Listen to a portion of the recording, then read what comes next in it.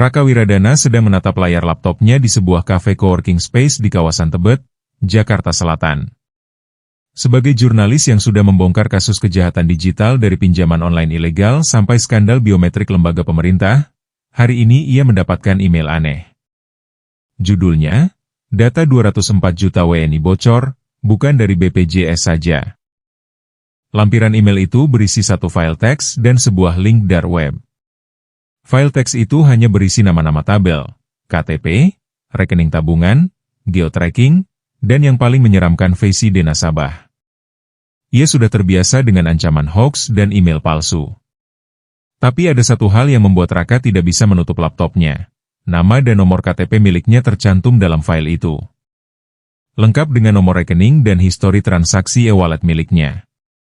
Penasaran dan gelisah, Raka menghubungi narasumber lamanya, Laras Putri, seorang analis keamanan siber yang sempat membantunya dalam kasus pinjol ilegal setahun lalu.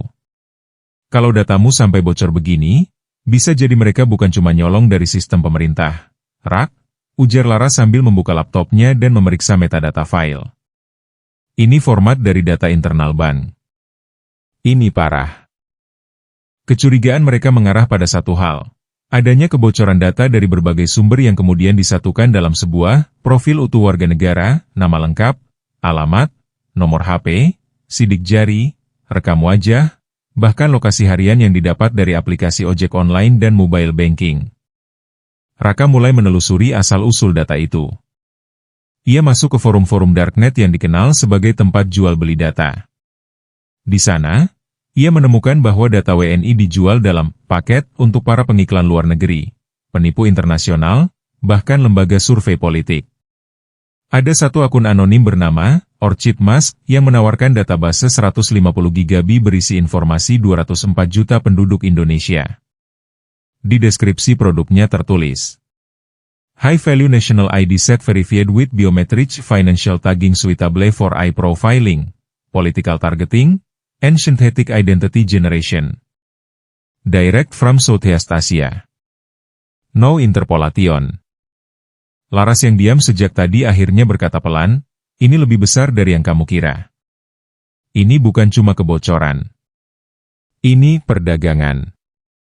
Dalam hitungan menit, Raka menyadari ia telah melangkah ke dalam jaringan global yang memperjualbelikan identitas rakyat Indonesia ke luar negeri, untuk berbagai keperluan, dari penipuan digital, pengambilan pinjaman atas nama palsu, hingga pelatihan kecerdasan buatan dengan data biometrik manusia.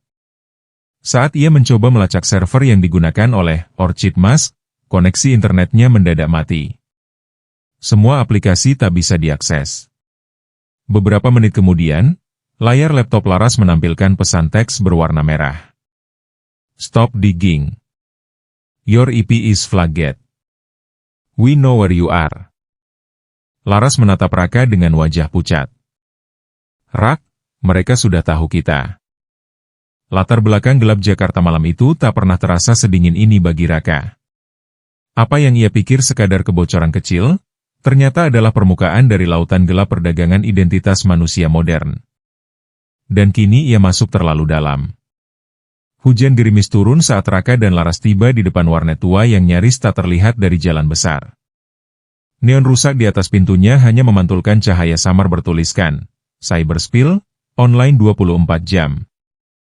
Tempat itu seperti sisa-sisa masa lalu, namun Laras tahu, dalam gelapnya, tersimpan akses ke sistem yang tak bisa disentuh dari kafe modern. Di dalam, seorang pria bertopi kupluk lusuh sedang membersihkan debu dari monitor tabung. Ia menoleh dengan pelan saat Laras masuk lebih dulu. Dino, sapa Laras pelan.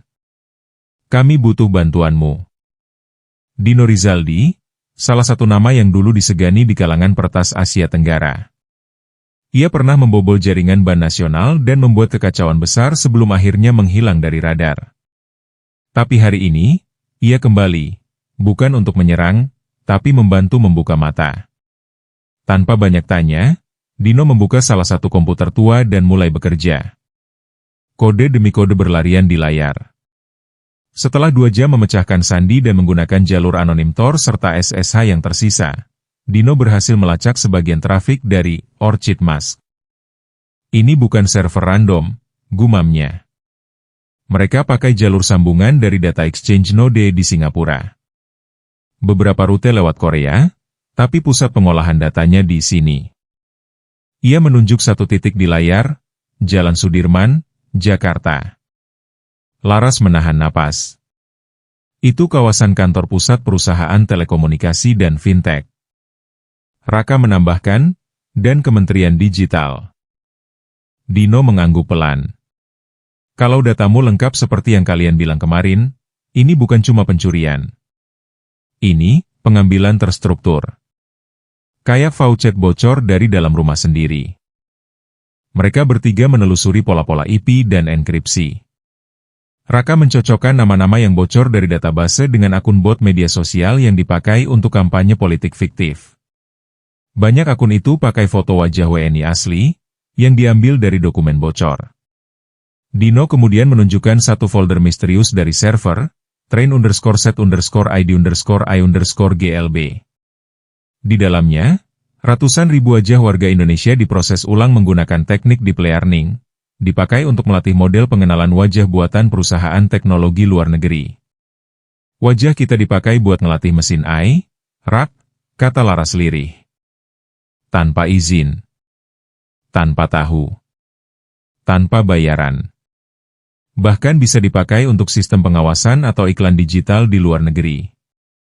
Malam itu, mereka merekam semua jejak, menyimpan log file, dan mengenkripsi salinannya. Dino membantu mereka menyalurkannya lewat jalur whistleblower internasional. Tapi ancaman semakin nyata. Pagi harinya, ketika Raka hendak kembali ke rumah, ia menemukan pintu apartemennya terbuka sedikit. Di dalam, semua peralatan liputannya hilang. Laptop, kamera, dan flash disk cadangan. Tak ada yang dicuri selain data. Tidak ada barang berharga lain yang hilang. Laras menerima pesan WhatsApp tanpa nama. Berhenti.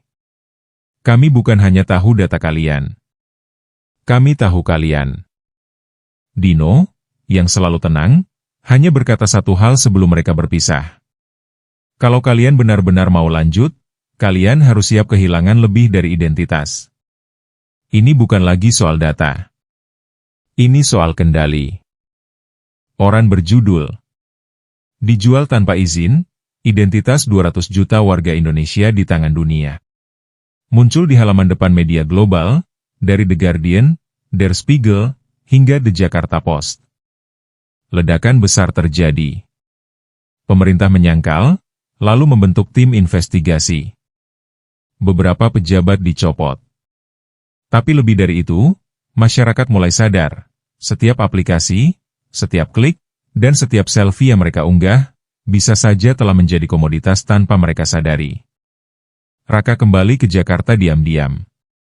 Dalam salah satu tayangan berita TV nasional, ia melihat bahwa nama dan wajahnya mulai dicatut sebagai provokator anti-nasional. Sementara Laras menghilang. Tak ada yang tahu kemana perginya. Namun satu malam, Raka menerima email tanpa pengirim. Mereka masih di sini. Tapi sekarang semua mata juga sedang mengawasi mereka. Kau sudah menekan tombol yang tak bisa ditarik kembali. Raka hanya tersenyum kecil. Ia tahu, meski ini bukan kemenangan mutlak, tapi tombol kirim itu, tombol yang ia tekan dengan tangan gemetar di Singapura, telah mengubah permainan. Kini, pertanyaannya bukan lagi siapa yang mengambil data kita. Tapi, berapa harga hidup kita dalam bentuk digital? Dan jawabannya, tak pernah murah.